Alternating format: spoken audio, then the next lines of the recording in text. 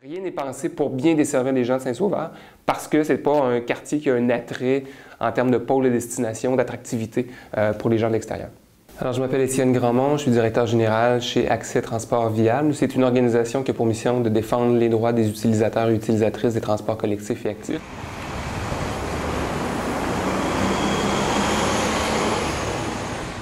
C'est pas un lieu de destination, le quartier Saint-Sauveur. C'est un quartier résidentiel d'abord et avant tout, avec quelques petites artères commerciales, mais c'est pas un lieu de destination, il n'y a pas de pôle d'emploi. Donc, on n'a pas développé un service de transport en commun où le quartier Saint-Sauveur devient la destination.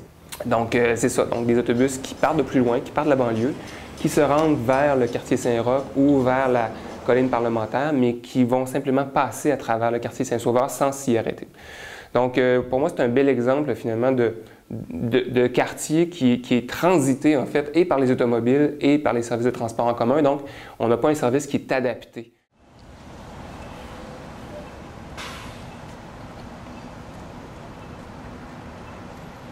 On est rentré dans une logique, en fait, de transport des travailleurs et des étudiants.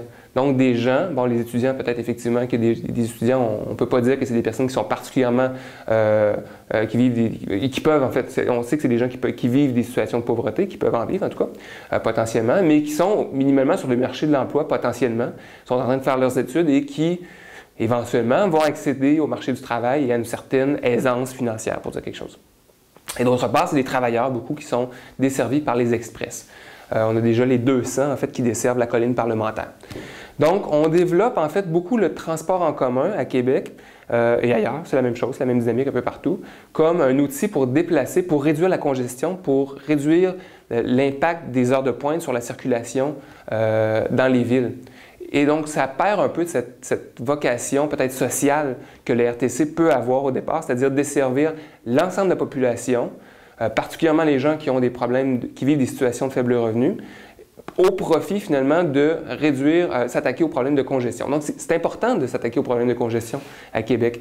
Mais ce faisant, parce qu'on fait des choix budgétaires de desservir d'abord et avant tout les travailleurs et les étudiants, ceux qui participent le plus à l'heure de pointe, bien, on néglige finalement ceux qui sont en situation de faible revenu. On néglige également aussi les aînés qui, généralement, circulent en dehors des heures de pointe aussi. Donc, c'est quand même un enjeu important pour nous autres. Les express, ça a du bon, mais c'est en train de devenir un peu l'axe sur lequel les réseaux de transport travaillent le plus, alors que finalement, c'est en train de nuire aux gens qui n'ont pas beaucoup d'argent.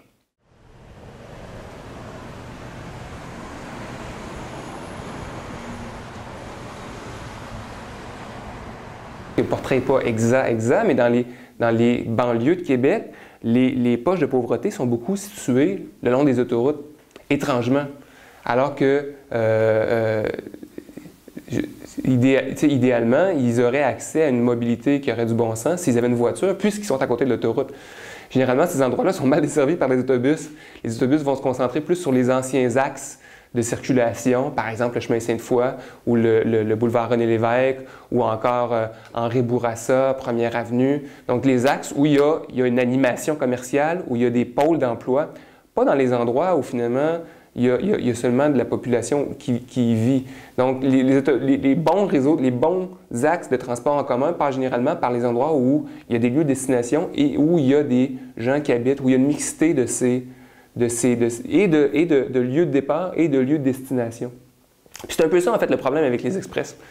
Parce qu'avec les express, ce qu'on fait, c'est qu'on va perpétuer le modèle de banlieue où les gens peuvent prendre, par exemple, leur voiture pour se rabattre eux-mêmes vers le réseau structurant à travers un ensemble de stationnements incitatifs, par exemple, et avoir accès, par exemple, au 800, au 801 pour, après ça, avoir accès au centre-ville.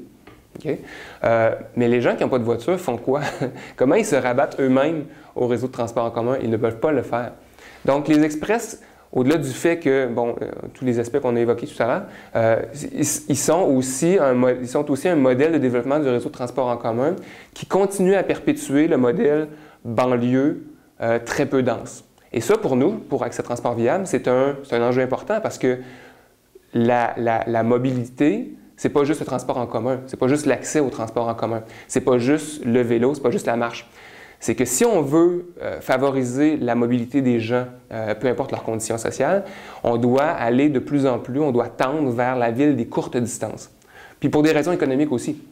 Pour être capable de se libérer de l'auto, pour être capable de faire, pour avoir des gens plus en santé, plus en forme, parce qu'ils peuvent se déplacer à pied, à vélo, ils peuvent avoir accès facilement au réseau de transport en commun. Donc, plus on va densifier la ville, plus on va la compacifier, plus on va avoir une ville des courtes distances et les déplacements les meilleurs, c'est ceux qu'on ne fait pas ou c'est ceux qui sont les plus courts possibles. Donc, à partir du moment où on commence à faire ça, ce travail-là de compacification et de densification, on tend vers un idéal qui est assez intéressant.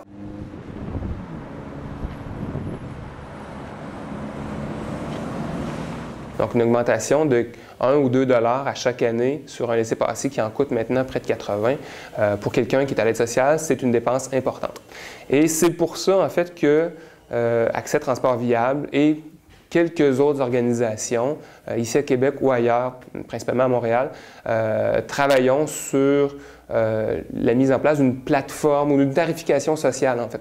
Une tarification qui permettrait de ne pas mettre en danger le mode de financement actuel du transport en commun, c'est-à-dire s'assurer qu'il y a quand même des revenus qui viennent des usagers, et d'autre part, s'assurer que l'ensemble de la population utilisatrice des transports en commun puisse le faire, puisse l'utiliser. Donc, on s'inspire un peu de ce qui s'est passé ailleurs dans certains autres pays, notamment en France, pour la nommer, où il y a des systèmes qui ont été mis en place et où les gens, quand ils sont sur l'équivalent de l'aide sociale et en recherche d'emploi, s'ils sont considérés comme aptes au travail, de bénéficier d'un tarif réduit. Il y a un système de validation, on amène une preuve, un rapport d'impôt ou quelque chose dans le genre, et finalement, on donne ça à la société organisatrice de transport en commun et on peut bénéficier d'un tarif réduit, au même titre que les aînés en ont un, au même titre que les étudiants en ont un également aussi.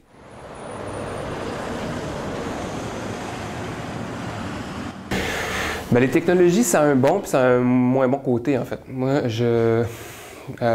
c'est mon point de vue bien personnel, là, mais les technologies sont un bonbon, en fait, qu'on donne aux gens. Un petit incitatif, une façon de rendre sexy le transport en commun pour attirer des gens à l'utiliser.